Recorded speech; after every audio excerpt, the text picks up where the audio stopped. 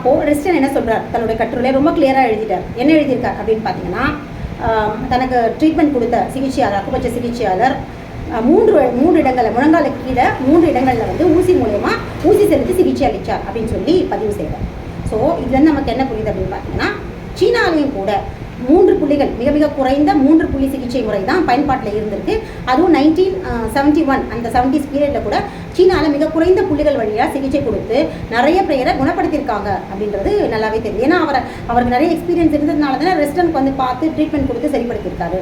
So இது ரொம்ப பெரிய எவிடன்ஸாக நமக்கு இருக்குது. அப்போ இந்த கடிதங்கள் மூலயமாகவும் இது வழியாகவும் இது இந்த ரெஸ்டனோட இந்த அனுபவமும் இந்த யுனெஸ்கோக்கு ஒரு மிக மிக முக்கியமான ஆவணங்களாக வந்து 3 புள்ளி சிகிச்சை, 3 புள்ளியில் சிகிச்சை கொடுத்தது ஒரு பெரிய ஆவணங்களாக இருந்தது. இதுக்கப்புறம் தான் அமெரிக்காவிலேருந்து அக்குபஞ்சர் கற்றுக்கிறதுக்கு சீனாவில் நிறைய பேர் போய் படிச்சுட்டு வந்தாங்க. ஆனால் 3 புள்ளி சிகிச்சையில் அறிமுகமான அமெரிக்காவுக்கு, அக்குபஞ்சர் வந்து 3 புள்ளி சிகிச்சையில் அறிமுகமான அக்குபஞ்சர் அமெரிக்காவில் பிற்காலத்தில் பார்த்தீங்கன்னா அது எல்லாமே மல்டி நீட்லிங்கில் தான் கொண்டு போய் நிறுத்துச்சு. நிறைய ஊசிகள் மூலயமா தூண்டல் ஏற்படுத்துகிற ஒரு முறை தான் வந்து பயன்பாட்டில் இருந்துச்சு அமெரிக்காவில். சரிங்களா, அது வேறு கதை. அப்போது அக்குபஞ்சர் அப்படிங்கிற இடத்துல வந்து ரெஸ்டனோட பங்கு வந்து மிக மிக முக்கியமானது எங்கன்னா அமெரிக்காவில். சரிங்களா, அப்போது அந்த 1970 2010 வரைக்குமான அந்த யுனெஸ்கோவுடைய ஆய்வில் பார்த்தீங்கன்னா 3 புள்ளி சிகிச்சை, 3 புள்ளியை ஊசி மூலயமா தூண்டிவிட்டு சிகிச்சை கொடுக்குற ஒரு முறை வந்து அதை பற்றி அதை அங்கீகரிச்சாங்க. அதாவது அக்செப்ட் பண்ணிக்கிட்டாங்க. சீனாவில் இந்த முறை பயன்படுத்தப்பட்டிருக்கு அப்படிங்கிறத யுனெஸ்கோ வந்து அக்செப்ட் பண்ணிக்கிட்டாங்க. சரிங்களா, ஸோ ஆனால் இதுக்கு எல்லாத்தையும் தாண்டி ஒற்றை புள்ளி தான் சிகிச்சை அளிக்கப்பட்டது அப்படிங்கிறதுக்கு ஒரே மிகப்பெரிய எவிடன்ஸாக வந்து ஊவேபிங் தான் இருக்கார். அதாவது சீன அரசாங்கத்தால் மாஸ்டர் ஆஃப் அக்குபஞ்சர் அப்படின்னு சொல்லி பட்டம் வழங்கப்பட்ட ஊவேபிங் என்ன பண்ணார் அப்படின்னு பார்த்தீங்கன்னா, அவர் வந்து என்ன சொல்கிறார் அப்படின்னா, அதை வந்து இந்த டாக்டர் சகோதரர்கள் சித்திக் ஜமால் அப்புறம் வந்து ஃபஸ்லுர் ரஹ்மான் அவங்க வந்து ஈர்த்ததே, அவங்களுக்கு வந்து இந்த அக்குபஞ்சர் மருத்துவம் ஈர்க்கப்பட்டதே ஊவேபிங்கோடைய அந்த ஒற்றை வாக்கியம் தான் அவங்களை ஈர்த்தது. அவர் சொன்னால் அந்த ஒற்றை வாக்கியத்தை தான் தங்களுடைய வாழ்நாள் மூச்சாக கையில் பிடிச்சிக்கிட்டு கிட்டத்தட்ட 1.5 லட்சத்திற்கும் மேற்பட்ட நோயாளிகளை, கடுமையான தீராத வியாதிகள் அப்படின்னு சொல்லி ஆங்கில மருத்துவத்தால் கைவிடப்பட்ட எத்தனையோ பேஷண்ட், 1.5 லட்சம் பேஷண்ட்டை குணப்படுத்தி ஆரோக்கிய நிலைக்கு கொண்டு போயிருக்காங்க. ஸோ என்ன சொன்னார் ஊவேபிங் அப்படின்னா, ஒரே ஒரு புள்ளியை தூண்டுவதன் மூலமாக 10,000த்திற்கும் மேற்பட்ட நோய்களை களைய முடியும் அப்படின்னு சொல்லியிருக்காங்க. ஸோ இந்த ஒரு வாக்கியம் தான் டாக்டர் சகோதரர்களுக்கு ஒரு டேர்னிங் பாயிண்ட்டாகவே அமைஞ்சது. அந்த வாக்கியத்தை வச்சு தான் அவங்க ஒற்றை புள்ளி சிகிச்சையை தேடி சீனாவுக்கு வந்தாங்க. பல மருத்துவங்கள் அவங்க படிச்சுட்டு வந்தாலும், மரபொழி மருத்துவங்கள் படிச்சுட்டு வந்த ஆங்கில மருத்துவர்களாக இருந்தாலும் மிக மிக எளிமையான ஒரு மருத்துவமாகவும், அதே மாதிரி ஒற்றை புள்ளியை தூண்டுறதுனால உடம்புல இருக்கிற எல்லா விதமான நோய்களையும் களைய முடியும், குணப்படுத்த முடியும். அதுவும் எந்த விதமான மருத்துவ கலப்புகள், பிற மருத்துவங்கள் எந்த மருந்து எதுவும் எடுத்துக்காமல், பிற மருத்துவங்களுடைய சஜஷன் எதுவும் இல்லாமல் உடம்பே தன்னைத்தானே சரிப்படுத்திக்கக்கூடிய உடல் இயற்கைய தத்துவத்தை முன்மொழிகிற ஒரு மருத்துவமாக வந்து அக்குபஞ்சர் இருக்கிறத அவங்க புரிஞ்சுக்கிட்டாங்க. அதனால தான் அக்குபஞ்சரை தேடி போய் அதோடைய டெப்த் வரைக்கும் போய் படித்தாங்க.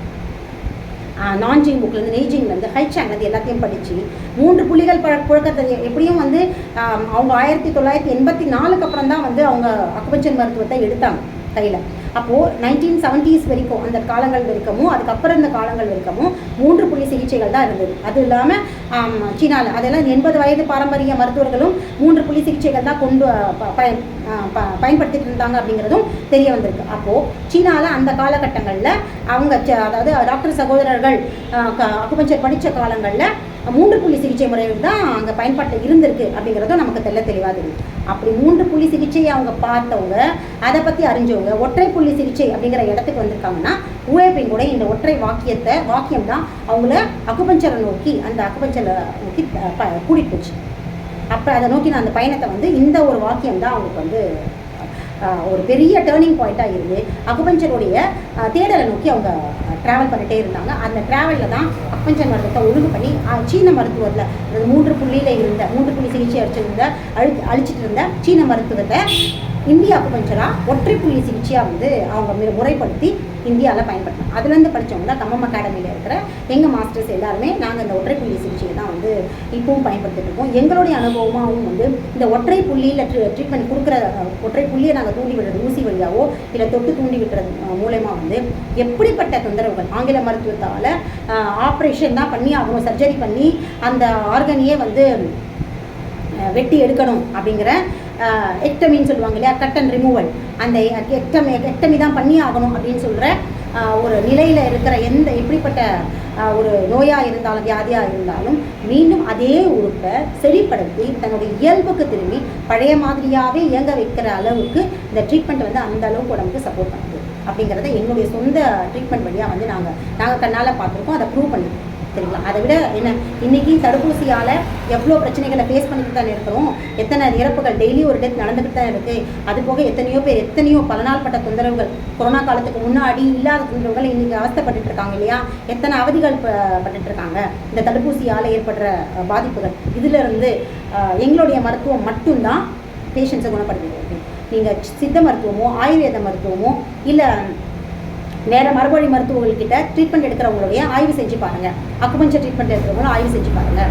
இந்த 3 மருத்துவங்களில் ட்ரீட்மெண்ட் எடுக்கிறவங்களுடைய உடல்நிலை எப்படி இருக்குது, இந்த தடுப்பூசி போட்டதுக்கப்புறம் அவங்க வந்து இறப்புக்கு போனாங்களா, இறப்பு அப்படின்ற இடத்துக்கு போனாங்களா, இல்லை அந்த தடுப்பூசியை எஃபெக்ட் வந்து அவங்க உடம்புல வந்து பாதிப்பை ஏற்படுத்தாமல் இருந்திருக்கா, அதுலேருந்து ரெக்டிஃபை ஆகி வெளியே வராங்களா அப்படிங்கிற நீங்கள் ஆய்வு தாராளமாக செய்யலாம். இதே எங்கள் அக்குபஞ்சர் மருத்துவத்தை இதே தடுப்பூசி செலுத்தியவங்க ட்ரீட்மெண்ட் எடுத்து எப்படி அவங்க வந்து பழைய ஆரோக்கிய நிலைக்கு தடுப்பூசி போடுறதுக்கு முன்னாடி எப்படியான நிலையில் திரும்பி வந்திருக்காங்க அப்படிங்கிறதுக்குமான அந்த இடத்துலையும் நீங்கள் வந்து ஆய்வு செஞ்சு பார்க்கலாம். இன்னொரு உதாரணம் சொல்லலாம். எங்கிட்ட பேஷண்ட் அடுத்த இதில்